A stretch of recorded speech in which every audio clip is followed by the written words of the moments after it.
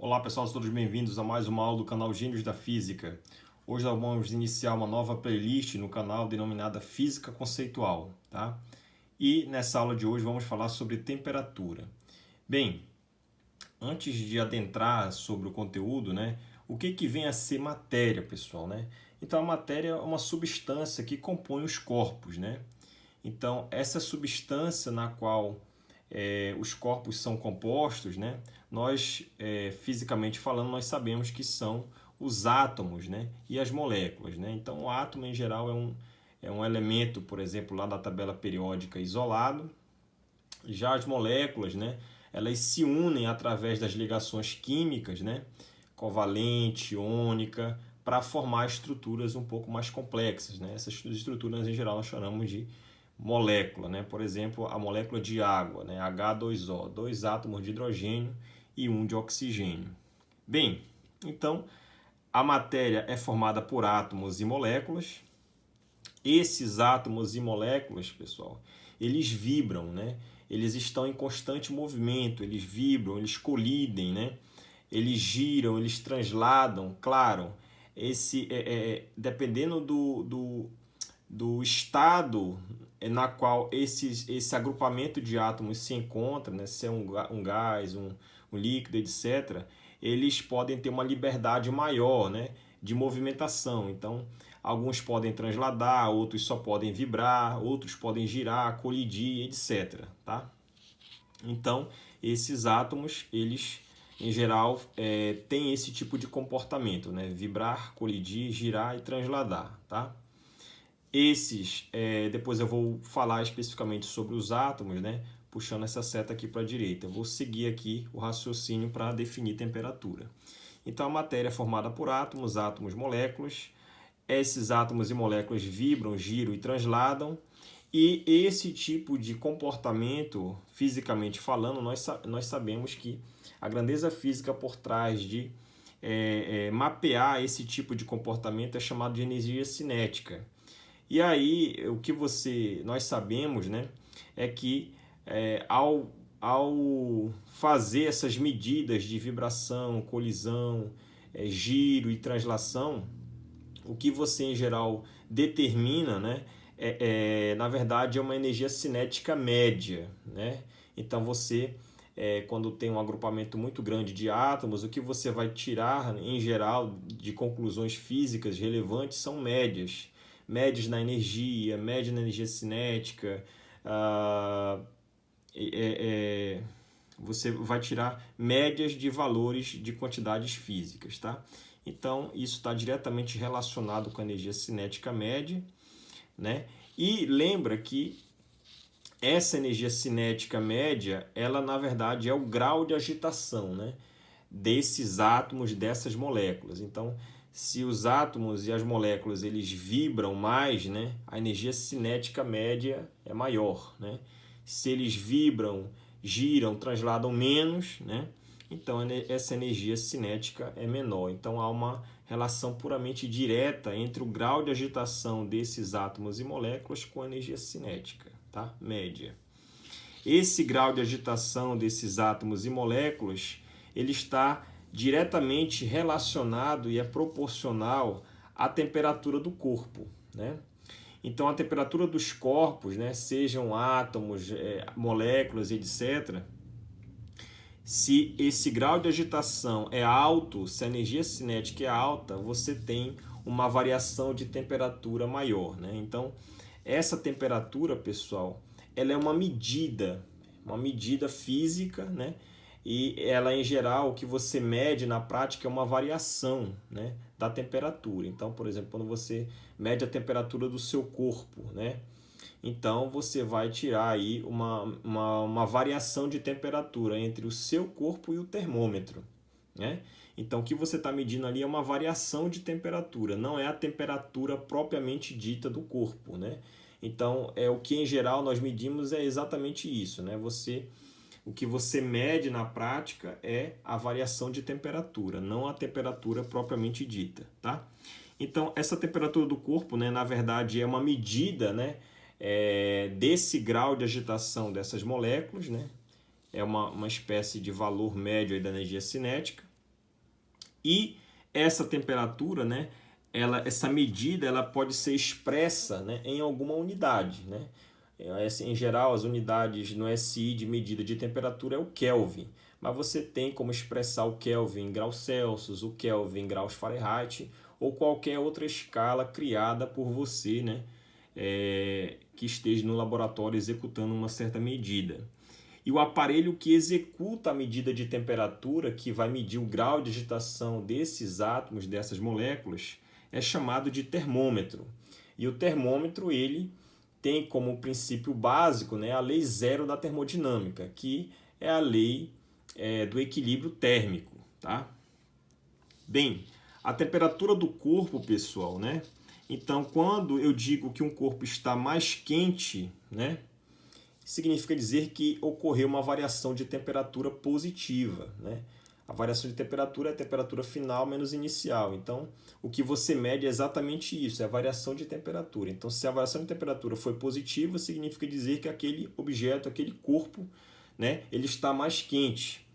Já quando ocorre uma variação de temperatura negativa, você diz que aquele corpo perdeu calor, né? Ou seja, ele está mais frio, né? Então, mais quente, ele ganhou calor, né? Significa dizer diretamente proporcional à quantidade de calor com a variação de temperatura. E mais frio significa dizer que ele perdeu calor, né? Diminuiu, a variação de temperatura é negativa, tá? Então, voltando aqui para a energia cinética, né?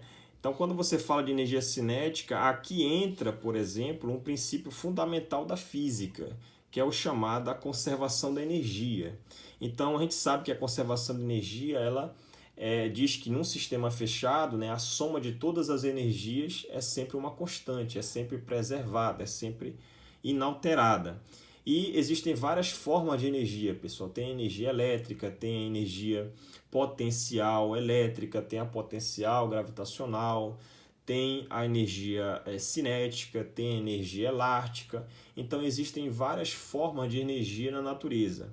Essa soma de energias num sistema fechado, né, é sempre uma constante. Então aqui há exatamente nesse ponto dessa discussão da aula, aqui pode entrar, por exemplo, a relação, né, de energia potencial, por exemplo, né, com a energia cinética. Né? Então, quando você fala, por exemplo, das ligações químicas, os átomos, né, eles fazem ligações químicas, seja covalente, iônica, e essa ligação, né, ela tem como princípio forças de interação de origem elétrica. Então a gente sabe que a força está diretamente relacionado com o potencial, né? Potencial elétrico, né? E esse tipo de análise vai entrar exatamente aqui, né? Então há uma relação aqui entre energia cinética e energia potencial através da conservação da energia, tá? Esses átomos e moléculas, pessoal, eles se agrupam em estados, né? Que nós chamamos de fases. Então, existem várias fases da matéria, né? E as principais que nós conhecemos são os sólidos, os líquidos e os gases, tá? Existem outros estados da matéria bastante interessantes, que é, por exemplo, o condensado de Bose-Einstein, né? Que é um tipo quando você tem uma temperatura muito baixa, né? Os bósons, né, eles começam a ter um comportamento distinto, né, diferenciado em relação a esses outros estados mais comuns aqui. Então, por exemplo de bóson, você tem o fóton, você tem as partículas alfa, você tem os pions, né, que é os mesons pi, o pi+, o pi- e o pi zero. Você tem, por exemplo, água superiônica, você tem o supersólido, superfluidez, né? Então existem vários estados da matéria interessantes aqui, né? Mas que não são vistos em geral no nível de física conceitual, tá certo? Existem também os plasmas, né? Os condensados de Fermi-Dirac, então existem outros estados também muito interessantes. Bem, a união entre o líquido e o gás, né, você chama esse estado de fluido, né? Então, em geral, quando você fala de fluidos, em geral você está se retratando a esses dois estados, seja líquido ou seja gás, tá? Esses estados da matéria, pessoal, eles podem ocorrer mudanças, né? Um em relação ao outro. Então, se você quer converter sólido para um gás ou para um líquido, existem processos físicos, né, que são classificados, né, com certos nomes. Então, nessa mudança aí de estado físico, né, se você pega esses três primeiros aqui, sólido, líquido e gás, o que você tem, né? Quando você converte aqui sólido para um líquido, você chama esse processo de fusão, né? Quando você converte um líquido para um gás, você pode chamar de ebulição, quando é um processo estimulado, onde o ser humano age, né? Por exemplo, em laboratório, por exemplo, processo de aquecimento, ebulição da água. Você coloca a água para ferver em um fogão e você acende a chama. Então, é um processo estimulado pelo homem. Então, você chama de ebulição. Já um processo natural, por exemplo, numa superfície de um lago, né, a evaporação dos lagos e rios para formar o ciclo da chuva, esse processo natural é chamado de evaporação, a conversão de um líquido para o gás. Nessa direção, nesse sentido, você está variando a temperatura positivamente, você está aumentando a temperatura, tá?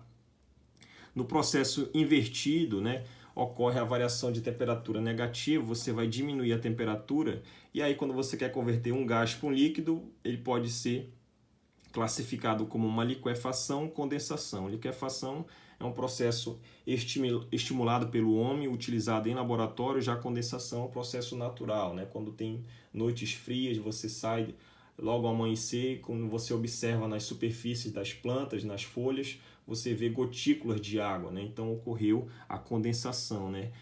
O gás ali se converteu para a fase líquida sobre as superfícies desses vegetais. Já quando é um líquido para um sólido, né, você chama isso de solidificação. E um sólido para um gás você chama de sublimação, e de um gás para um sólido você chama de ressublimação.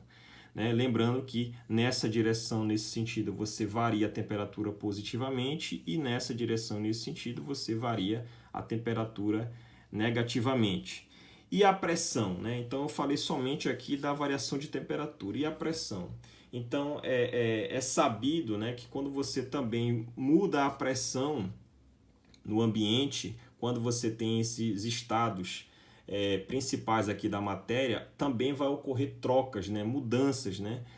Por exemplo, um sólido pode virar um líquido, né? O processo chamado regelo, né, quando você coloca um fio de aço muito grande, né, sobre uma cuba de gelo enorme. Então, a mudança na pressão faz com que o ponto de fusão mude, né? E aí o camarada converte um sólido para líquido e o fio começa a cortar o gelo, né? Então, a variação de pressão, ela também é um fator relevante na hora de uma mudança de estado físico, tá certo? Espero que todos tenham gostado. Até mais e bons estudos!